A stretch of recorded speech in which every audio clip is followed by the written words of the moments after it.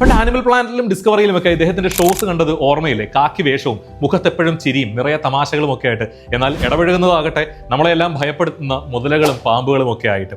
വന്യമൃഗങ്ങൾക്ക് വേണ്ടിയിട്ട് ജീവിതം മുഴുവൻ മാറ്റിവെച്ച് ഒടുവിൽ ഒരു തിരണ്ടി വാലിനാൽ കുത്തേറ്റ് കൊല്ലപ്പെട്ട സ്റ്റീവ് ഇർവിൻ.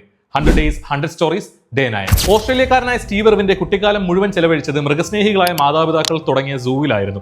ഉരകവർഗത്തിൽപ്പെട്ട മുതലകളും പാമ്പുകളുമായിരുന്നു അദ്ദേഹത്തിന്റെ ഉറ്റ ചങ്ങാതിമാർ. 92-ൽ തന്നെ പോലെ തന്നെ മൃഗസ്നേഹിയായ ടെറി റൈനേഴ്സിനെ കണ്ടുമുട്ടി വിവാഹം കഴിച്ച സ്റ്റീവ് തങ്ങളുടെ ഹണിമൂൺ കാലത്ത് മുതലകളെ പിടിക്കുന്ന ദൃശ്യങ്ങൾ വെച്ചുകൊണ്ട് ദി ക്രൊക്കഡൈൽ ഹണ്ടർ എന്ന പേരിൽ ആദ്യ ഷോ ഓസ്ട്രേലിയൻ ടെലിവിഷനിൽ എയർ ചെയ്തു തുടങ്ങി. തന്റെ സ്വതസിദ്ധമായ സംസാരവും സാഹസികതയും കൊണ്ട് ആരാധകരെ സമ്പാദിച്ച സ്റ്റീവ് വളരെ വേഗം തന്നെ ലോക പ്രശസ്തനായി മാറി. 130 രാജ്യങ്ങളിലായി 500 മില്യണിലധികം ആളുകൾ അയാളുടെ പ്രോഗ്രാമുകൾ കണ്ടു. ആനിമൽ പ്ലാനറ്റ് എന്ന ചാനലിന്റെ മുഖം തന്നെയായിരുന്നു സ്റ്റീവ് ഇർവിൻ. അദ്ദേഹത്തെ നായകനാക്കി 3ഓളം ഹോളിവുഡ് സിനിമകളും പുറത്തിറങ്ങി. അങ്ങനെ പ്രശസ്തിയുടെ കൊടുമുടിയിൽ നിൽക്കെ 2006 സെപ്റ്റംബർ 4-ന് ക്യൂൻസ്ലാൻഡിലെ പോർട്ട് ഡഗ്ലസിനടുത്ത് വെച്ച് ഡിസ്കവറി ചാനലിന് വേണ്ടിയിട്ട് ദി ഓഷ്യൻസ് ഡെഡ്ലിയസ്റ്റ് എന്ന പേരിൽ ഒരു ഡോക്യുമെന്ററി ചിത്രീകരിക്കുകയായിരുന്നു സ്റ്റീവ് ഇർവിനും സംഘവും.